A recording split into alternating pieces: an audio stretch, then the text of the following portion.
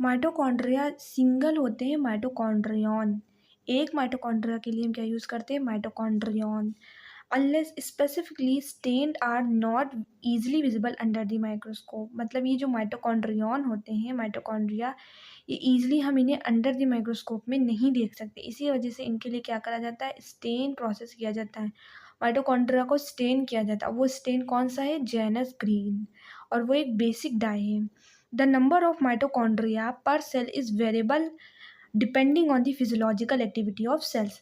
अब यहाँ कह रहा है कि जो सेल्स, वो सेल्स जिनमें फिजियोलॉजिकल एक्टिविटी बहुत ज़्यादा होती है, मतलब जो बहुत ज़्यादा फंक्शन करती है, लाइक सेल से हमारे टिश्यू, देन टिश्यू से ऑर्गन, तो बेसिकली वो ऑर्गन जो सबसे ज़्यादा परफॉर्म करते हैं उनमें माइटोकॉन्ड्रिया ज़्यादा पाया जाता है, क्योंकि माइटोकॉन्ड्रिया में होती है एटीपी प्रोडक्शन, और एटीपी होती है एनर्जी करेंसी जो एनर्जी प्रोवाइड करती है। जिस ऑर्गन को सबसे ज़्यादा एनर्जी की नीड होती है, जिससे ज़्यादा काम करने होते हैं, उसमें ज़्यादा पाया जाता है। यहाँ पे हमारा एग्जांपल में क्या आ जाएगा, हमारा हार्ट, जो कि 24 आवर्स हमारा फंक्शन करता रहता है, जिसके अंदर हमारे मैक्सिमम माइटोकॉन्ड्रिया पाए जाते हैं। In terms of shape and size also considerable degree of variability, है ना। कह रहा है कि जो माइटोकॉन्ड्रिया के शेप और साइज में क्या देखी जाती है, डिग्री ऑफ वेरिएबिलिटी देखी जाती है, कि इनका शेप और साइज वेरी करता है, देखा जाता है। Typically, it is the sausage shape or cylindrical, having a diameter of 0.2 to 1 micrometer. Average हो जाता है हमारा 0.5 माइक्रोमीटर। माइटोकॉन्ड्रिया किस तरीके से दिखता है, सॉसेज टाइप का दिखता है, और सिलेंड्रिकल ऐसा होता है। इसका हमारा एवरेज जो अगर हम देखें तो 0.5 माइक्रोमीटर होता है, एंड लेंथ कितनी होती है, 1 से लेकर के 4.1 micrometre. Each mitochondria is a double Each mitochondria has a double membraned bound structure with the outer membrane and the inner membrane, dividing its the lumen distinctly into the two aqueous compartment, है ना। अब देखिए यहाँ पे क्या कह रहा है, हमारा जो माइटोकॉन्ड्रिया होती है वो हमारी डबल मेम्ब्रेन बाउंडेड होता है ना। अब यहाँ पे जो हमारी डबल मेम्ब्रेन बाउंडेड है, जिसमें हमारा आउटर मेम्ब्रेन और इनर मेम्ब्रेन, आउटर मेम्ब्रेन जो होता है वो कंटिन्यूअस होता है, मोर परमेबल होता है। मतलब यहाँ पे क्या होती है, पोर्स होती है, कंटिन्यूअस होता है, और क्या होती है, मोर परमेबल होता है, चीज़ों को आने देता है और जाने देता है। इनर मेम्ब्रेन जो होती है वो होती है हमारी डिसकंटिन्यूअस और लेस परमेबल, और ये किसके लिए रिस्पॉन्सिबल होती है, यही रिस्पॉन्सिबल होती है for ATP production, ATP formation के लिए। अभी हमें देखेंगे कि यहाँ पे इनर मेम्ब्रेन में हमारे कुछ प्रोटीन पाए जाते हैं। अब कह रहा है कि हम माइटोकॉन्ड्रिया को ईजिली अंडर द स्कोप से नहीं देख सकते, माइक्रोस्कोप से, तो हमें स्टेन करना पड़ता है, और वो स्टेन कौन सी है, जेनस ग्रीन, जो कि एक बेसिक डाई है। अब हमारा माइटोकॉन्ड्रिया सबसे ज़्यादा कहाँ पाया जाएगा, उस जगह पाया जाएगा जहाँ ज़्यादा वर्क की नीड हो, जैसे कि हमारा हार्ट है जो कि 24 आवर्स काम करता है, उसमें सबसे ज़्यादा माइटोकॉन्ड्रिया पाए जाते हैं। अब अगर हम देखें डिग्री ऑफ वेरिएबिलिटी, तो शेप, जो माइटोकॉन्ड्रिया का शेप और साइज़ होता है उसमें डिग्री ऑफ वेरिएबिलिटी देखी जाती है। मतलब दोनों ही क्या होते हैं, डिफरेंट फॉर्म्स होते हैं, अलग अलग उनकी फॉर्म होती है। और यहाँ पे कह रहा है इसका अगर हम साइज़ की बात करें तो डायामीटर हमने अभी देखा 0.2 से 1 माइक्रोमीटर होता है, एवरेज कितना होता है 0.5 माइक्रोमीटर, लेंथ होती है 1 to 4.1 माइक्रोमीटर। अब हमसे क्या कह रहा है यहाँ पे हमारा ये कह रहा है हमसे कि हमारा जो ये इनर और आउटर मेम्ब्रेन होते हैं, इट इज़ दी, हमसे कह रहा है यहाँ पे जो हमारा outer membrane and the inner membrane dividing it's the lumen distinctly into the two aqueous compartment. क्या करता है, ये जो हमारा आउटर मेम्ब्रेन होता है और जो इनर मेम्ब्रेन होता है वो क्या करता है, यहाँ पे दो एक्वस कंपार्टमेंट में उसको डिवाइड कर देता है। ल्यूमन डिस्टिक्टली इंटू टू, डिस्टिक्टली मतलब जो क्लियरली विजिबल हो, वो कंपार्टमेंट जो हमें आसानी से दिख सकते हैं, है ना, उनमें क्या करता है, डिवाइड कर देता है। अब कह रहा है the outer compartment and the inner compartment, है ना, किस में डिवाइड करता है हमारा, पहला ये जो कंपार्टमेंट होते हैं इसमें सबसे पहला हमारा आउटर कंपार्टमेंट हो जाता है और हमारा इनर कंपार्टमेंट हो जाता है। The inner compartment is filled with the dense homogeneous substance called the matrix, है ना। कह रहा है यहाँ पे जो हमारा इनर कंपार्टमेंट होता है वो किससे भरा हुआ होता है, मतलब माइटोकॉन्ड्रिया के अंदर की बात कर रहा है। तो माइटोकॉन्ड्रिया के अंदर का जो कंपार्टमेंट है, इनर कंपार्टमेंट, वो भरा होता है डेंस, मतलब बहुत ज़्यादा गाढ़ा, होमोजेनस मतलब जिसमें सब्सटेंस सेम तरीके के सब्सटेंस प्रेजेंट हो, है ना, सिमिलर सब्सटेंस हो, उस तरीके का हमारा एक फ्लूइड होता है जिसे हम कहते हैं मैट्रिक्स, है ना, क्या भरा होता है, मैट्रिक्स भरा होता है। ये डेंस होमोजेनस सब्सटेंस कैसा होता है हमारा, डेंस होमोजेनस मतलब इक्वली डिस्ट्रीब्यूटेड। इसका मतलब क्या होता है, डेंस होमोजेनस का मतलब होता है इक्वली डिस्ट्रीब्यूटेड, है ना, इसमें सेम तरीके के सब्सटेंस होंगे और वो लगातार इक्वली मतलब इक्वल नंबर पे डिस्ट्रीब्यूट होंगे, है ना। अब यहाँ पे हमसे क्या कह रहा है, the outer membrane forms the continuous, है ना, the outer membrane form the continuous limiting boundary of the organelle. कह रहा है जो आउटर मेम्ब्रेन होती है वो क्या बनाती है, लगातार लिमिटिंग मतलब होता है आउटर लेयर। यहाँ पे क्या मतलब होता है, लिमिटिंग का मतलब यहाँ पे क्या है, आउटर लेयर है। इसमें इसका यहाँ पे मतलब क्या हो जाएगा, आउटर लेयर, कि the outer membrane form the continuous outer layer, है ना, outer layer boundary of the organelle. The inner membrane forms a number of infolding called the cristae, है ना, क्रिस्टे। सिंगल हमारा क्रिस्टा हो जाएगा कि जो अंदर की मेम्ब्रेन है वो क्या होती है, वो अंदर की ओर फोल्ड हो जाती है और क्या बना लेती है, क्रिस्टे बना लेती है। मतलब बहुत सारे क्रिस्टे हो जाएंगे और सिंगल के लिए हम क्रिस्टा वर्ड यूज़ करेंगे, तो क्रिस्टा बना लेती है टुवर्ड्स द मैट्रिक्स, किसकी तरफ, मैट्रिक्स की तरफ, है ना, अंदर की तरफ क्या बना लेती है, क्रिस्टा बना लेती है। अब थोड़ा सा हम स्ट्रक्चर की तरफ देखते हैं, जैसे कि हमारा यहाँ पे क्या कह रहा है, ये हमारा पूरा माइटोकॉन्ड्रिया है। अब यहाँ पे कह रहा है ये हमारी क्या हो जाएगी, it is the outer membrane, ये हमारी इनर मेम्ब्रेन। आउटर मेम्ब्रेन मोर परमेबल है, कंटिन्यूअस होती है ना, इनर मेम्ब्रेन जो होती है हमारी लेस परमेबल होती है और डिसकंटिन्यूअस होती है। अब यहाँ पे कह रहा है ये जो मैट्रिक्स देख रहे हैं मतलब माइटोकॉन्ड्रिया के अंदर क्या पाया जाता है, एक होमोजेनस डेंस सब्सटेंस पाया जाता है जिसे हम मैट्रिक्स कहते हैं। और यहाँ पे हमारे क्या पाए जाते हैं, जो हमारी इनर मेम्ब्रेन होती है, इनर मेम्ब्रेन क्या करती है, इनफोल्डिंग्स वहाँ पे इनफोल्ड करके बना लेती है क्या, क्रिस्टे, क्रिस्टा। यहाँ पे सिंगल के लिए यूज़ करा गया है, क्रिस्टा, मल्टी के लिए क्रिस्टे हो जाएगा। अब यहाँ पे हमारे जो हमारी इनर मेम्ब्रेन होती है, ये क्या है, हमारी इनर मेम्ब्रेन को अगर हम जूम करके देखें, अब ये हमारी इनर मेम्ब्रेन जो होती है कैसे होती है, यहाँ पे हमारा ये डिसकंटिन्यूअस होती है और परमेबल होती है ना, परमेबल और डिसकंटिन्यूअस होती है। और इनर मेम्ब्रेन में याद रखना यही हमारी वो साइट है जहाँ पे एटीपी फॉर्मेशन होता है। अब क्यों ये वही साइट है जहाँ पे एटीपी फॉर्मेशन होता है, क्योंकि यहाँ पे हमारे क्या पाए जाते हैं, अगर हम इसको जूम करें तो यहाँ पे हमारे इस लाइक का इस तरीके का एक स्ट्रक्चर पाया जाता है ना। ये इनर मेम्ब्रेन क्या है, ये हमारी एक मेम्ब्रेन लिया, ये एक क्रिस्टा का स्ट्रक्चर, ये इस तरीके से इनफोल्ड होकर के और इस तरीके के यहाँ पे हमारे F0 और F1 प्रोटीन पाए जाते हैं। यही वो प्रोटीन है जो हमारी क्या करते हैं, एटीपी फॉर्मेशन में मदद करते हैं। अभी के लिए इतना ही हमें जानना है।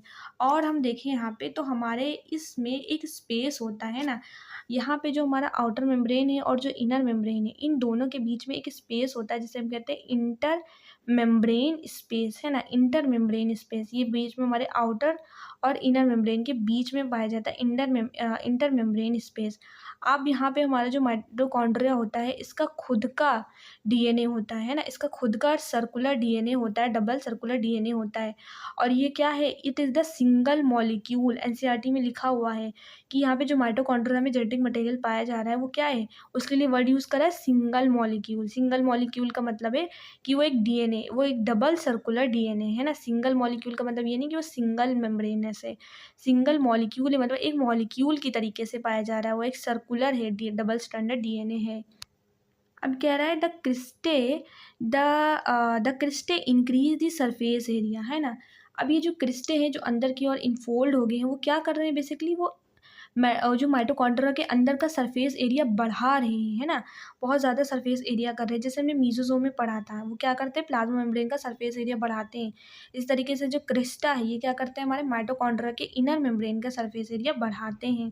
The two membranes have their own specific enzymes associated with the mitochondrial function, है ना। ये लाइन बहुत इंपॉर्टेंट है, कह रहा है ये जो हमारी दोनों मेम्ब्रेन है, मतलब जो आउटर मेम्ब्रेन और इनर मेम्ब्रेन की बात की जा रही है, ये दोनों जो मेम्ब्रेन है have their own specific enzyme, इनके पास इनका खुद का एक स्पेसिफिक एंजाइम पाया जाता है जो इनसे एसोसिएटेड होता है, मतलब इनसे जुड़ा हुआ होता है, किससे, विद द माइटोकॉन्ड्रियल फंक्शन।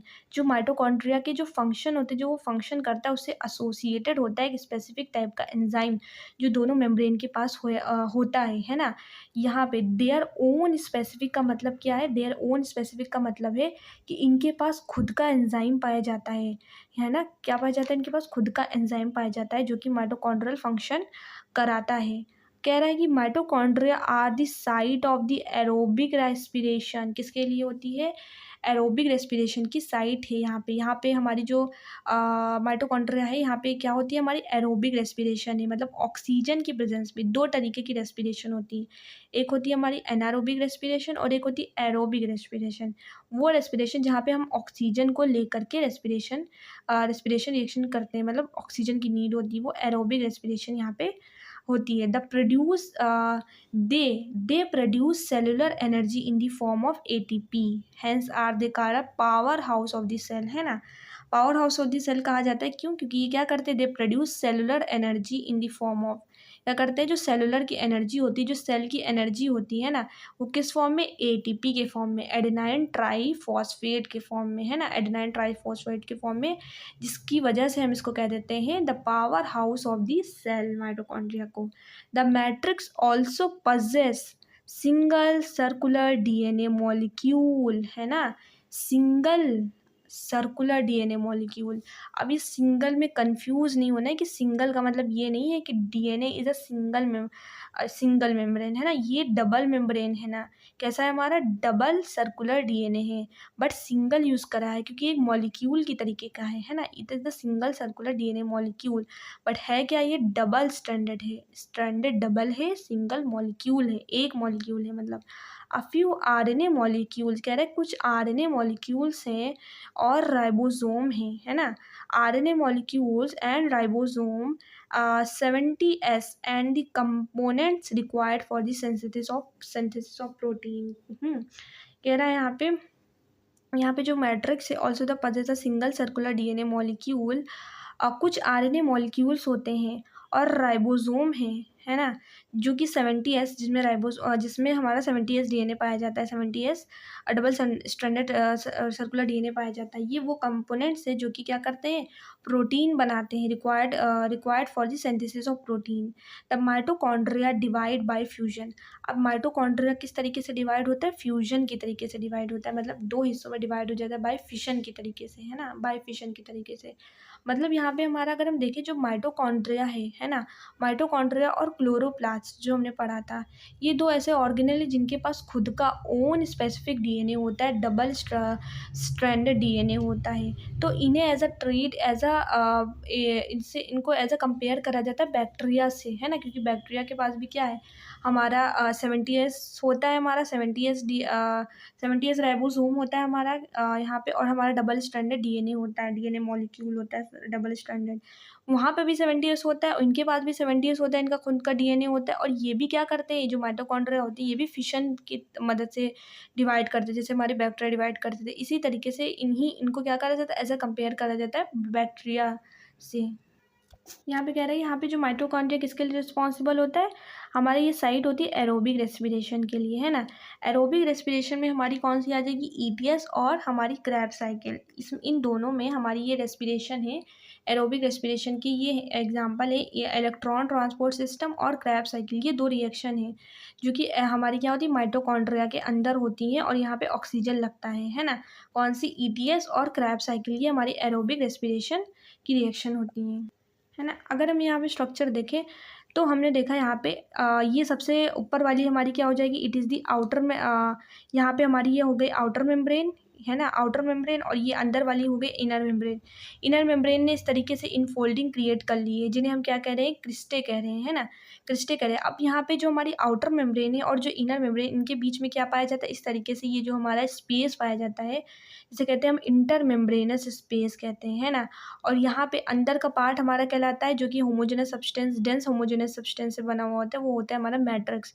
अब इसी मैट्रिक्स के अंदर हमारी क्या होती है, बेसिकली जो mitochondria is the site of the aerobic respiration, मतलब ईटीएस होगी और क्रैब साइकिल होगी, जिससे हमारा क्या बनेगा, एटीपी बनेगा, इन्हीं दो रिएक्शन से हमारा एटीपी प्रोडक्शन होगा।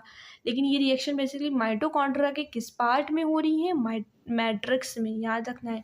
ये दोनों रिएक्शन, एरोबिक रिएक्शन, ये हमारी माइटोकॉन्ड्रिया हो रही है, और किस पार्ट में, मैट्रिक्स में हो रही है। अब यहाँ पे कह रहा है कि जो हमारा माइटोकॉन्ड्रिया की दोनों मेम्ब्रेन होती है, क्या करती है, माइटोकॉन्ड्रिया को डिवाइड कर देती है हमारी कंपार्टमेंट में, दो कंपार्टमेंट में, है ना। जैसे कि ये वाला हमारा कहलाता है आउटर कंपार्टमेंट, है ना। और अंदर का जो हमारा कहलाता है, ये जो अंदर का माइटोकॉन्ड्रिया के अंदर का होता है उसे हम कहते हैं इनर कंपार्टमेंट, जो कि हमारा ल्यूमन कहलाता है ना, इनर कंपार्टमेंट। नेक्स्ट हमारा है प्लास्टिड। अब देखो ये प्लास्टिड कहाँ होगा, हमारे एनिमल में एब्सेंट होता है। प्लास्टिड हमारा कहाँ होता है, प्लास्टिड हमारा पाया जाता है, plastid are found in the all plants cells and the euglenoids, है ना। यूग्लिनॉइड्स क्या है हमारे, ये प्रोटिस्ट हैं, ये हमारे एक प्रोटिस्ट हैं यूग्लिनॉइड्स। तो कहाँ पाया जाता है हमारा प्लास्टिड, ये पाया जाता है सारे के सारे प्लांट्स में, और हमारी कहाँ पे, यूग्लिनॉइड्स में पाया जाता है। These are easily observe the under microscope as they are large, है ना।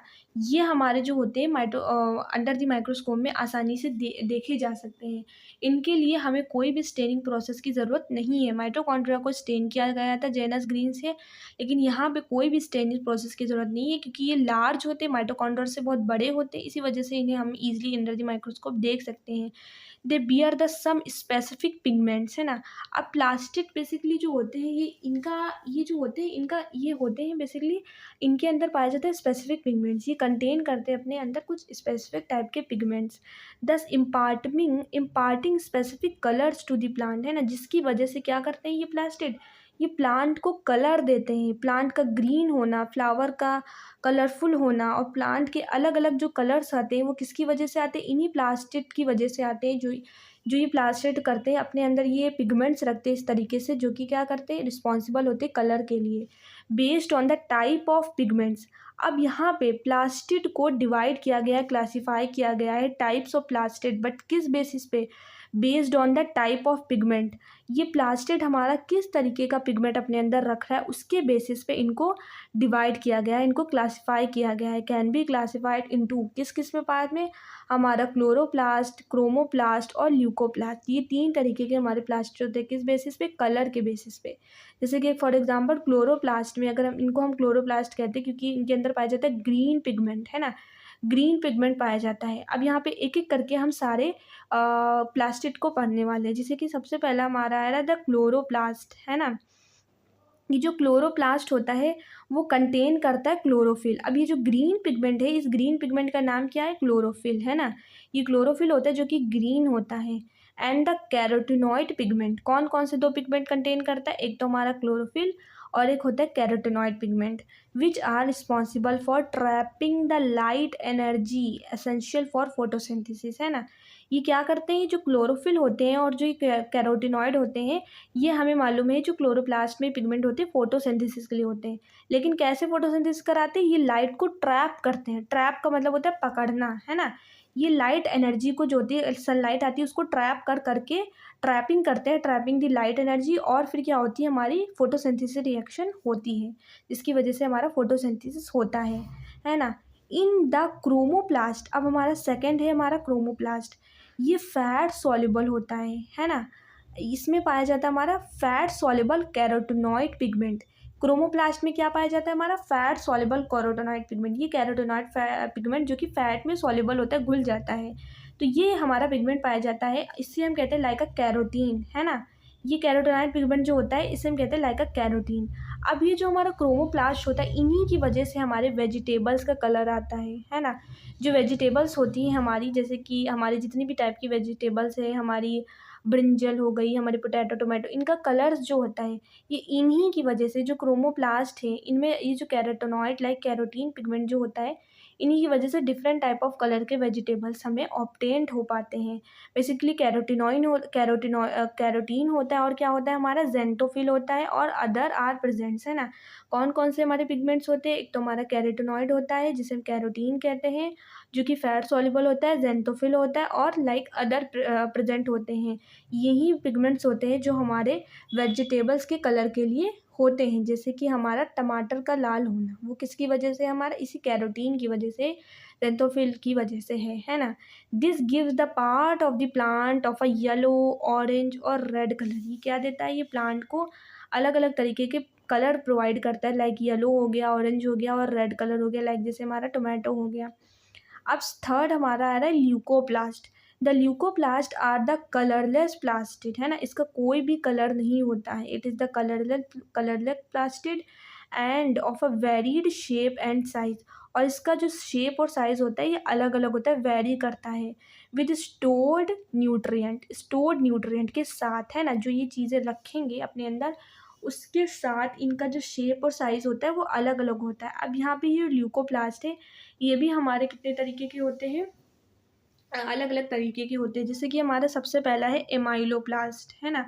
अब यहाँ पे हमारा ये जो है ये सब क्या है, is it a type of liquid leucoplast के, ये अलग अलग ल्यूकोप्लास्ट के क्या है, ये टाइप्स है। जैसे कि हमारा एमाइलोप्लास्ट, अब ये क्या करेंगे, कलरलेस पिगमेंट्स को स्टोर करेंगे, अलग अलग पिगमेंट को, उस बेसिस पे इनका नाम दिया गया है। जैसे एमाइलोप्लास्ट में स्टोर होता है कार्बोहाइड्रेट स्टार्च, है ना। जैसे कि जो नाम पढ़ा है एमाइलोप्लास्ट, इसमें जो एमाइलो है मतलब एमाइलोस का मतलब होता है स्टार्च, है ना। तो इसी वजह से इनका नाम जो पड़ा है वो पिगमेंट पर ही पड़ा है, एमाइलोप्लास्ट स्टोर्ड कार्बोहाइड्रेट स्टार्च। अब यहाँ पे सबसे ज़्यादा इम्पॉर्टेंट क्या है कि यहाँ पे ये हमारे पिगमेंट नहीं होते हैं, इट इज़ द न्यूट्रिएंट, यही सबसे बड़ा डिफरेंस है।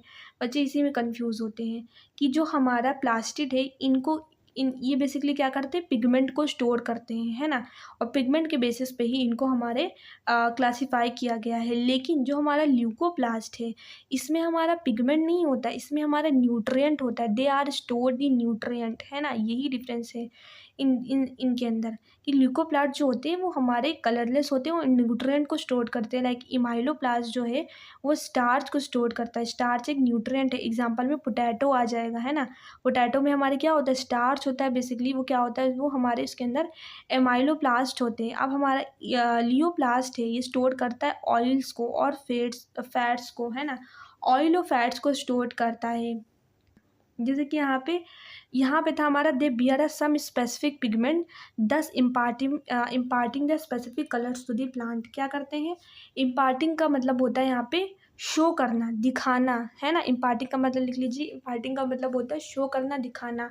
ये प्लांट को अलग अलग स्पेसिफिक कलर्स दिखाते हैं, शो करते हैं, है ना, शो करते हैं, ये याद रखना, है ना। थर्ड कौन सा हमारा है, ल्यूरोप्लास्ट स्टोर दी प्रोटीन्स, है ना। हमारे ल्यूकोप्लास्ट कितने तरीके के थे, हमारा इलियोप्लास्ट, इमाइलोप्लास्ट और ल्यूरोप्लास्ट। ल्यूरोप्लास्ट क्या स्टोर कर रहा है, प्रोटीन को स्टोर कर रहा है। अब यहाँ पे हमारा क्लोरोप्लास्ट के बारे में हम पढ़ने वाले हैं। जो हमारा फर्स्ट प्लास्टिक था हमारा, वो कौन सा था, क्लोरोप्लास्ट। उसका स्ट्रक्चर, उसके बारे में पढ़ते हैं।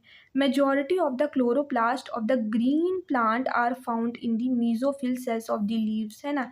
कह रहा है कि जो मेजॉरिटी, ज़्यादातर जो chloroplast of the green plant के अंदर जो क्लोरोप्लास्ट होते हैं वो कहाँ पाए जाते हैं, are found in the mesophyll cells of the leaves. जो हमारी पत्ती होती, लीव होती हैं।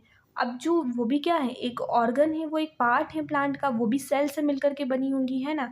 वो सेल्स क्या है, उन सेल्स का नाम है मीजोफिल सेल्स। इन्हीं मीजोफिल सेल्स के अंदर हमारे क्या पाए जाते हैं, अब सेल है और सेल के अंदर ऑर्गेनल होंगे, है ना। तो यही सेल के अंदर हमारा ये ऑर्गेनल, मतलब ये प्लास्टिड, बेसिकली क्लोरोप्लास्ट, ये ऑर्गेनल हमारा पाया जाता है। और उसी के अंदर हमारा क्या होता है, क्लोरोफिल, और हमारा क्लोरोफिल प्रेजेंट होता है ना। कहाँ होता है, mesophyll cells of the leaves के अंदर। These are the length shape, है ना। कैसे होते हैं, जो लेंस होती है उस तरीके के होते हैं, ओवल होते हैं, स्फेरिकल होते हैं, डिस्कॉइड होते हैं, और इवन रिबन लाइक भी होते हैं, ना, रिबन लाइक भी होते हैं। ये क्लोरोप्लास्ट ऑर्गेनल्स होते हैं, हैविंग वेरिएबल। अब इनका साइज़ दिया हुआ है, इनकी लेंथ होती है 5 से लेकर के 10 माइक्रोमीटर, एंड इसकी जो विड्थ होती है वो 2 to 4 माइक्रोमीटर होती है। ये दो हमारी इसकी साइज़ दी होती है क्लोरोप्लास्ट की।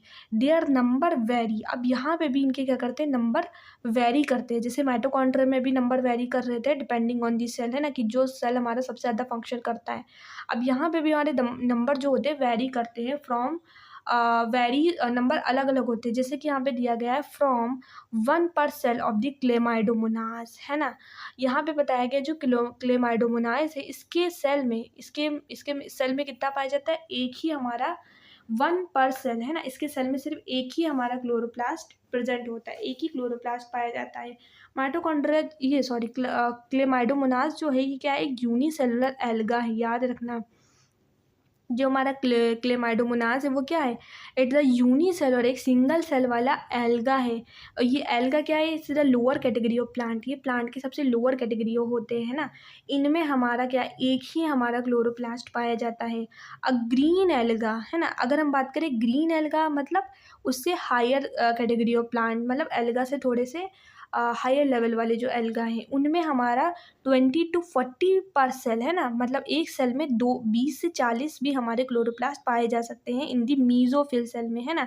मीजोफिल सेल में हमारे कितने पाए जाते हैं, 20 से 40% पाए जाते हैं ग्रीन एल्गा में।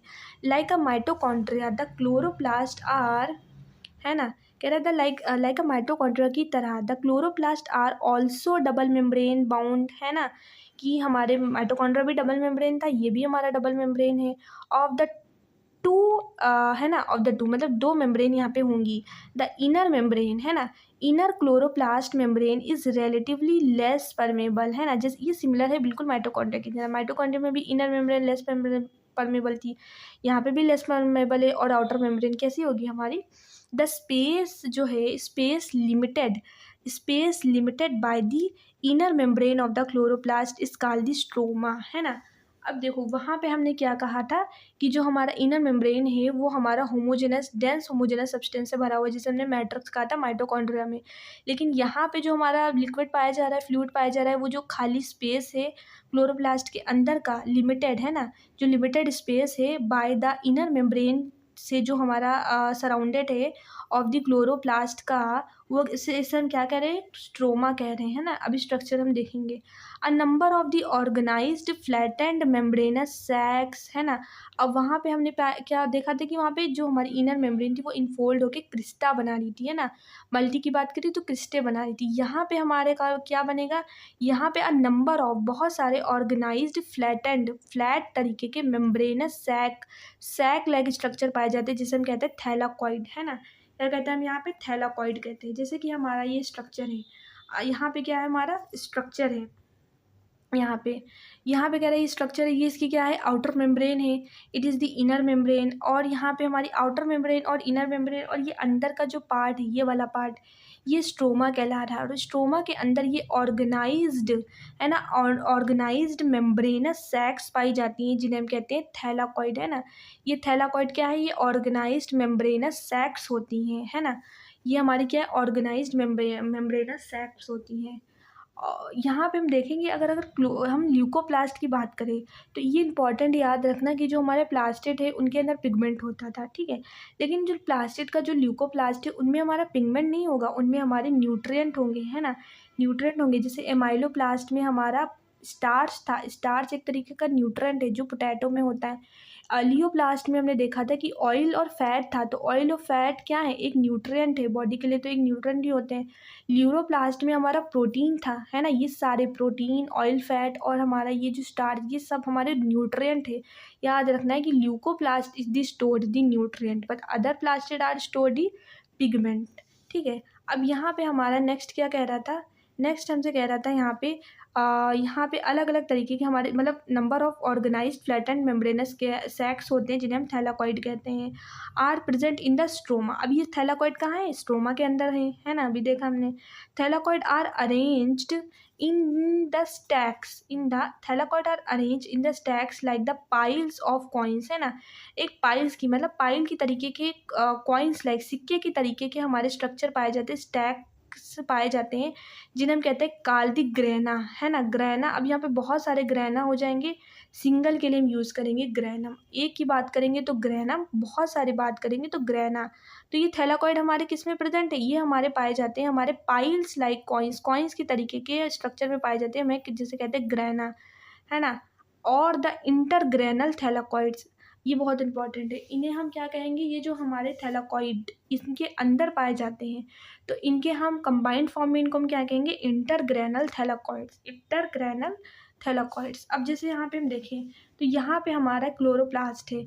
अब क्लोरोप्लास्ट की ये हो गई आउटर मेम्ब्रेन, है ना, ये हो गई आउटर मेम्ब्रेन, ये हो गई हमारी inner membrane, inner layer outer layer, है ना, इनके बीच में। और यहाँ पे हमारा ये क्या पाया जा रहा है, इट इज़ द स्ट्रोमा, है ना।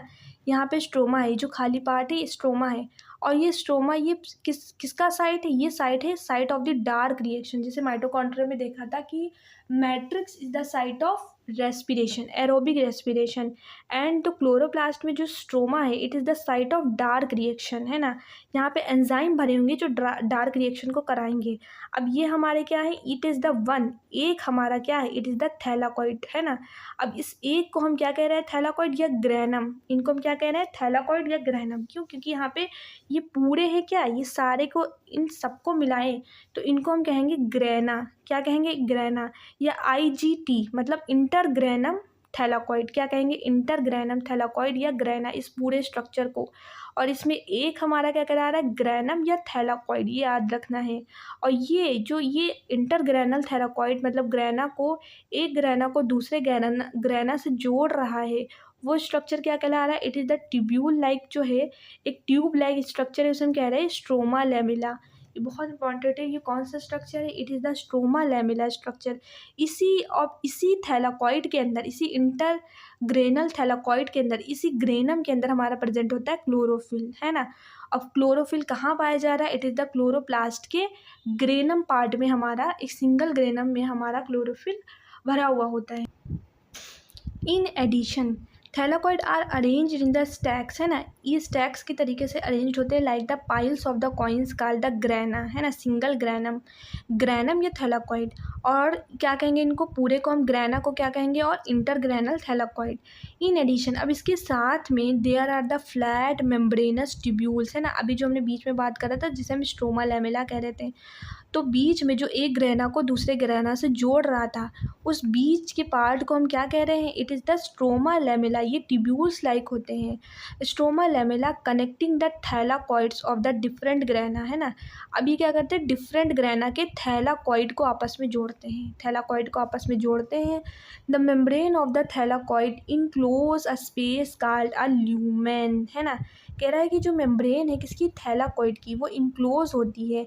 अब जो थैलाकॉइड के अंदर का जो स्पेस है जहाँ पे हमारा क्लोरोफिल होता है, उसके अंदर का स्पेस क्या कहलाता है, ल्यूमेन कहलाता है। अब देखिए जो ल्यूमेन होता है, हमने अलग हर जगह पढ़ रहे हैं, ल्यूमेन ल्यूमेन वर्ड आ रहा है। ल्यूमेन होता है ऑर्गेनल के अंदर के पार्ट को हम ल्यूमेन कहते हैं। अंदर का जो स्पेस होता है, अंदर का जो कंपार्टमेंट, वो ल्यूमेन होता है। बाहर के कंपार्टमेंट को एक्स्ट्रा ल्यूमेन कह देते हैं ना, एक्स्ट्रा ल्यूमेन। अब कह रहा है द स्ट्रोमा मतलब जो स्पेस है ना, the stroma of the chloroplast, ये बहुत इंपॉर्टेंट लाइन है, इसको याद करिए मेरे साथ। The stroma of the chloroplast contains enzymes, है ना, required for the synthesis of carbohydrate and protein, है ना। ये जो सिंथेसिस हो रही है, ये एक रिएक्शन है, इस रिएक्शन का नाम है डार्क रिएक्शन। अब ये प्रोडक्ट है डार्क रिएक्शन की, ये जो कार्बोहाइड्रेट और प्रोटीन है, ये डार्क रिएक्शन के प्रोडक्ट है। डार्क रिएक्शन से ये दोनों चीज़ें बनेंगी, है ना। कैसे बननी है, हमारा स्ट्रोमा में पाया जा रहा है, बहुत सारे एंजाइम पाए जा रहे हैं जो कि क्या करवा रहे हैं, रिक्वायर्ड हैं, required for the dark reaction, लिख लीजिए, required for the dark reaction. उसी डार्क रिएक्शन के ये प्रोडक्ट हैं carbohydrate and protein. It also contains small double stranded circular DNA molecules and ribosome. कौन सा ribosome, 70S ribosome. It is the 70S ribosome, है ना। अब देखा था हमने माइटोकॉन्ड्रिया के अंदर कि वहाँ पे भी हमारा डबल स्ट्रैंडेड सर्कुलर DNA पाया जा रहा था। क्लोरोप्लास्ट में भी हमारा small double stranded circular DNA molecule पाया जाएगा और राइबोसोम 70S राइबोसोम पाया जाता है। Chlorophyll pigment are present in the thylakoid. Chlorophyll pigment कहाँ पे होंगे, क्लोरोफिल पिगमेंट हमारे थैलाकॉइड के अंदर होंगे। The ribosome of the chloroplast are smaller, है ना। क्लोरोप्लास्ट का राइबोसोम कितने एस का है, 70S का राइबोसोम है।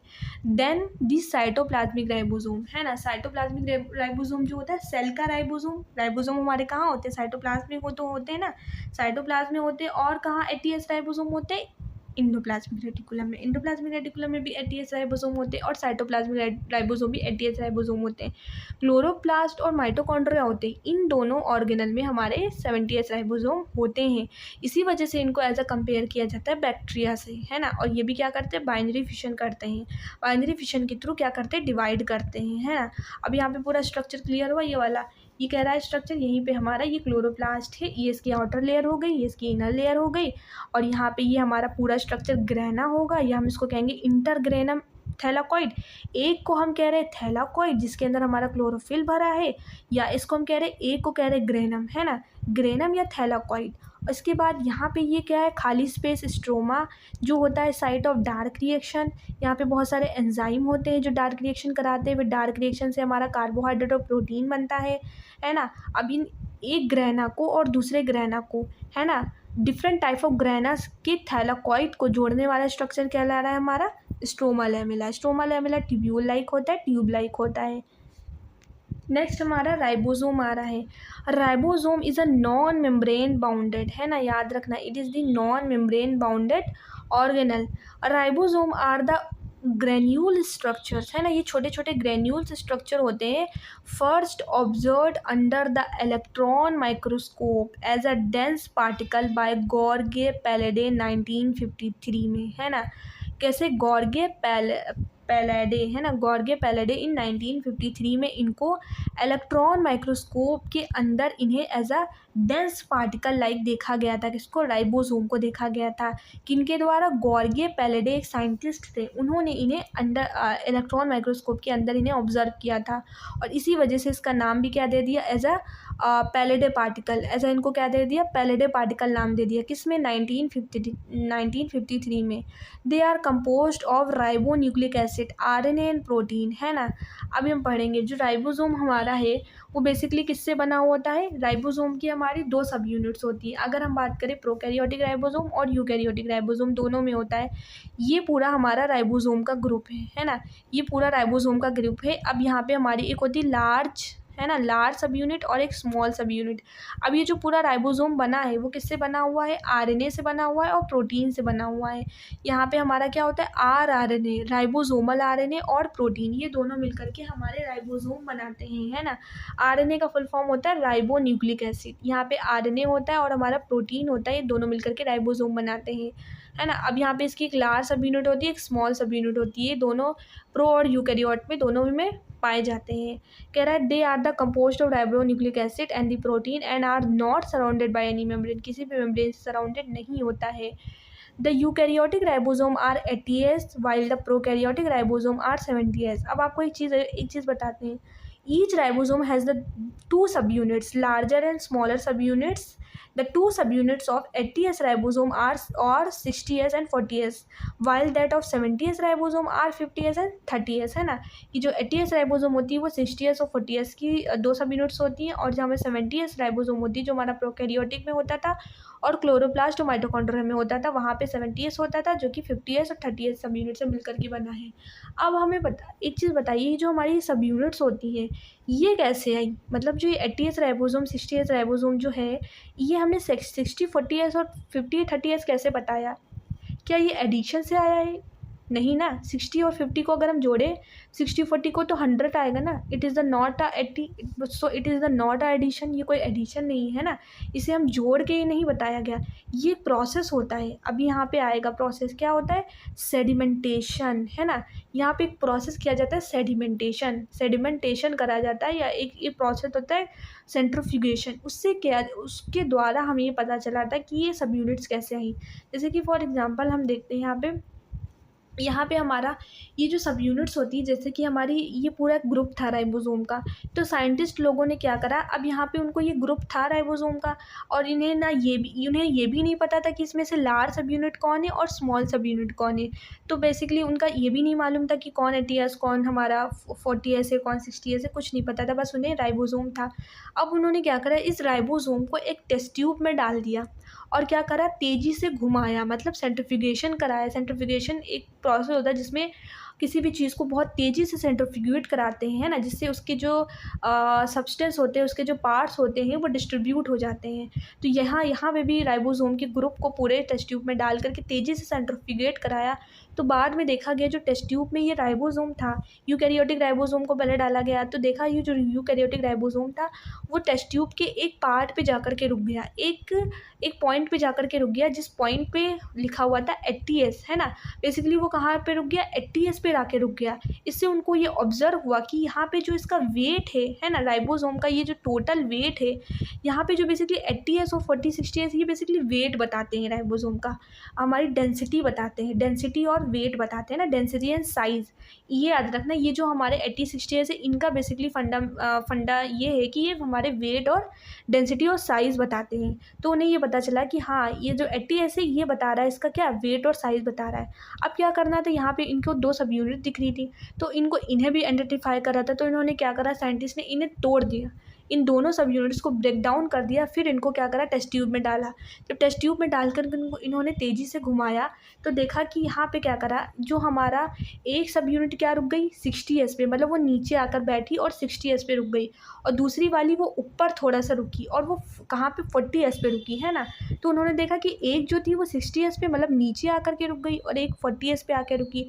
अब हमें मालूम है जो सेंट्रीफ्यूगेट करते हैं तो वहाँ पे जो हमारा जिसका वेट ज़्यादा होता है वो नीचे सेडिमेंट हो जाती है ना, सेडिमेंटेशन मतलब वो सेडिमेंट हो जाती है, नीचे रुक जाती है, और जो उससे थोड़ी सी हल्की होती है वो ऊपर आ जाती है। तो इससे उन्हें पता चला कि जो हमारी जो लार्जर सब यूनिट कौन है ना, लार्ज सब यूनिट उसका ही वेट ज़्यादा होगा। तो जिसका वेट ज़्यादा था मतलब 60 एस को उन्होंने लार्ज सब यूनिट कह दिया और 40 एस को उन्होंने स्मॉल सब यूनिट कह दिया। इससे हमें पता चला कि जो हमारी राइबोसोम थी, यूकैरियोटिक राइबोसोम की, उसकी 2 सब यूनिट होती है ना, किसके बेसिस पे, डेंसिटी और साइज़ के बेसिस पे। उन्हें पता चला कि इनकी 2 सब यूनिट होती है 60 एस और 40 एस होनी है ना। अब समझ में आया यहाँ पे। इसी तरीके से 70 एस राइबोसोम को के साथ भी ऐसे ही किया गया, इनको भी डाला गया, तो ये कहाँ पे रुक गई, हमारी 50 एस पे जाकर के रुकी और 30 एस पे जाकर रुकी, जिससे हमें पता चला कि जो 70 एस राइबोसोम है उसकी 2 सब यूनिट होती हैं 40 एस 50 एस और 30 एस। अब यहाँ पे एस क्या बता रहा है, here S is the Svedberg unit, है ना, stand for the sedimentation coefficient, है ना। ये एस होता है, ये बेसिकली हमें बताता है सेडिमेंटेशन कफिशियंट, मतलब नीचे बताता है कि नीचे ठहर जाना। सेडिमेंटेशन का मतलब होता है नीचे ठहर जाना, नीचे जो चीज़ रुक जाती है ना वो चीज़ हमें बताती है।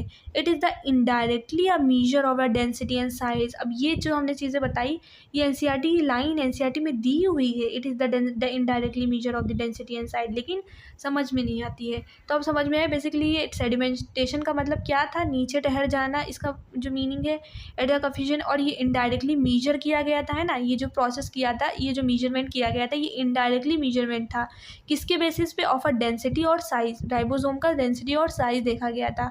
Both 70 S and 80 S ribosome are composed of 2 सब यूनिट्स, है ना। दोनों ही किससे बने हुए हैं, 2 सब यूनिट से बने हुए हैं। और राइबोसोम पूरा किससे बने हुआ है हमारा, RNA, ribonucleic acid and the protein. Basically वो आरएनए कौन सा था, वो आरआरएनए था। आरआरएनए और प्रोटीन दोनों मिलकर के क्या बना रहे थे, राइबोसोम बना रहे होते हैं। अब हमारा शुरू होने जा रहा है साइटोस्केलेटन, है ना। अब हमने सारे एंडोमेम्ब्रेन ऑर्गेनल और एंडोमेम्ब्रेन में जो नहीं आते हैं वो सारे ऑर्गेनल, मतलब हमने सेल को, सेल के एनवलप को, प्रोकैरियोटिक यूकैरियोटिक सेल को, और हमने सारे ऑर्गेनल्स को पढ़ लिया है। अब हमारा जो पार्ट आ रहा है ये वो पार्ट है जो कि सेल का स्ट्रक्चर बनाता है ना। जैसे हमारे बॉडी में स्केलेटन होता है जो हमारी बॉडी का पूरा ढांचा बनाता है ना। एक स्केलेटन होता है जिसकी वजह से हमारी बॉडी पूरी खड़ी हुई होती है। जितने भी बॉडी के ऑर्गन हैं, ऑर्गन और जितने भी बॉडी के पार्ट हैं वो स्टेबल रहते हैं। उसी तरीके से सेल में भी एक स्केलेटन होता है जिसकी वजह से सेल का शेप और स्ट्रक्चर आ पाता है ना, सेल को सपोर्ट मिल पाता है ना। सेल के जितने भी ऑर्गेनल हैं, सेल के जितने भी फंक्शन हैं वो अच्छी तरीके से कर पाता है। तो इसके लिए हमारा जो अगला पार्ट आता है वो होता है हमारा साइटोस्केलेटन। अब नेक्स्ट क्या कह रहा है हमसे, an elaborate network of filamentous proteinaceous structure consisting of microtubule, microfilament and intermediate filament present in the cytoplasm is collectively referred to as the cytoskeleton, है ना। कह रहा है कि हमारे सेल के अंदर एक एलोब्रेट मतलब बहुत बड़ा नेटवर्क, लाइक नेटवर्क, ये कौन सा नेटवर्क है, कॉम्प्लेक्स नेटवर्क है यहाँ पे, ऑफ अ फिलामेंटस मतलब फिलामेंट की तरह, लंबे लंबे फिलामेंट की तरह, प्रोटीनिशियस मतलब प्रोटीन का बना हुआ स्ट्रक्चर पाया जाता है, कंसिस्टिंग ऑफ जिसमें आता है हमारे माइक्रोट्यूब्यूल्स, माइक्रोफिलामेंट, इंटरमीडिएट फिलामेंट, ये तीनों हैं हमारे साइटोस्केलेटन के पार्ट। ये प्रेजेंट होते हैं कहाँ पे, इन द साइटोप्लाज्म में, सेल के न्यूक्लियस में नहीं, सेल के साइटोप्लाज्म में मिलते हैं। इस कलेक्टिवली, जिनको हम मिला के क्या कहते हैं, मतलब माइक्रोट्यूब्यूल, माइक्रोफिलामेंट और इंटरमीडिएट फिलामेंट को कलेक्टिवली हम क्या कहते हैं, refer to as the cytoskeleton. ठीक है, साइटोस्केलेटन की पूरी डेफिनेशन पता चल गई।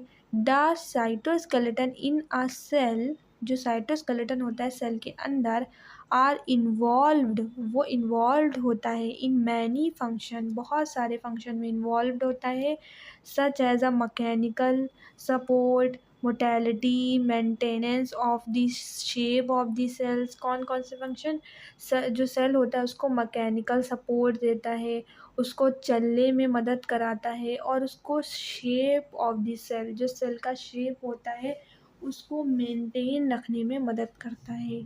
बेसिकली साइटोस्केलेटन का मेन काम क्या होता है, साइटोस्केलेटन सपोर्ट देते हैं और मेंटेन सेल शेप, है ना, सेल के शेप को मेंटेन रखते हैं और सपोर्ट देते हैं। यहाँ पे जो मोटेलिटी वाला फंक्शन होता है वो हमारा परफॉर्म करता है माइक्रोट्यूब्यूल।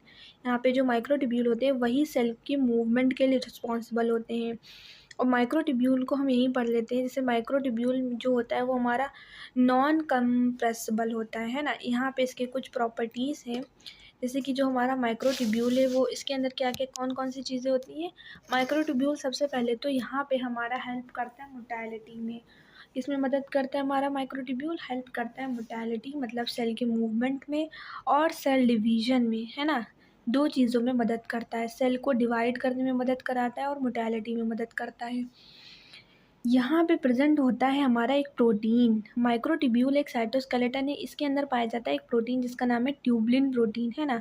सेकंड कह रहा है यहाँ पे जो हमारे स्ट्रक्चर आते हैं सेल के, वो जो कि सेल को मूवमेंट कराते हैं, जिसके अंदर माइक्रोट्यूब्यूल पाया जाता है, वो होते हैं सीलिया एंड फ्लैजिला प्रेजेंटिन, है ना।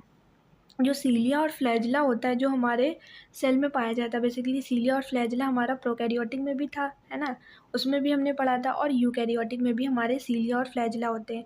और ये सबसे बड़ा डिफरेंस हमने आपको बताया था कि जो प्रोकैरियोटिक और यूकैरियोटिक सीलिया के और फ्लैजिला में क्या डिफरेंस होता है, कि जो प्रोकैरियोटिक के सीलिया और फ्लैजिला होते हैं वो होते हैं हमारे एक्सटेंशन ऑफ, है ना, extension of the cell wall, है ना। बट हमारे जो यूकैरियोटिक के सीलिया फ्लैजिला होती है वो किसके एक्सटेंशन होती है, वो एक्सटेंशन होते हैं प्लाज्मा मेम्ब्रेन के, ये मेन है। तो सीलिया और फ्लैजिला के अंदर पाए जाते हैं हमारे माइक्रोट्यूब्यूल, और ये सीलिया फ्लैजिला क्या कराते हैं, सेल को चलने में, मूव कराने में मदद करते हैं। और ये माइक्रोट्यूब्यूल जो होते हैं वो नॉन कंप्रेसिबल होते हैं, स्ट्रक्चर होते हैं, मतलब इन्हें कंप्रेस नहीं किया जा सकता, ये किसी भी तरीके से दब नहीं सकते, ये नॉन कंप्रेसिबल स्ट्रक्चर होते हैं। कह रहा है the cytoskeleton in a cell are involve in many function, है ना, ये सारे फंक्शन हमने देखे। नेक्स्ट हमारा, जैसे कि तीसरा कह रहा है माइक्रोफिलामेंट। पहला हमारा माइक्रोट्यूब्यूल था, उसके हमने देख लिया कि उसमें क्या क्या होता है, सीलिया फ्लैजिला में होता है, मूवमेंट में मदद करता है, सेल डिवीजन में मदद करता है, और उसमें ट्यूबलिन प्रोटीन पाई जाती है। सेकंड जो हमारा माइक्रोफिलामेंट होता है, माइक्रोट्यूब्यूल था, देन ये माइक्रोफिलामेंट, इसमें जो प्रोटीन होती है उसका नाम होता है एक्टिन और मायोसिन प्रोटीन, है ना। और ये माइक्रो जो फिलामेंट होते हैं हेल्प करते हैं स्ट्रक्चर ऑफ, ये हेल्प करते हैं, help in the structure movement, है ना। हमारे सेल मूवमेंट में मदद नहीं करते हैं, स्ट्रक्चर मूवमेंट का मतलब है, फॉर एग्जांपल जैसे कि मसल सेल है तो उसको कॉन्ट्रैक्शन कराने में, है ना, कॉन्ट्रैक्ट मतलब सिकुड़ने में और रिलैक्स कराने में मदद करता है। और माइक्रोफिलामेंट जो होता है वो मैकेनिकल सपोर्ट देता है सेल को।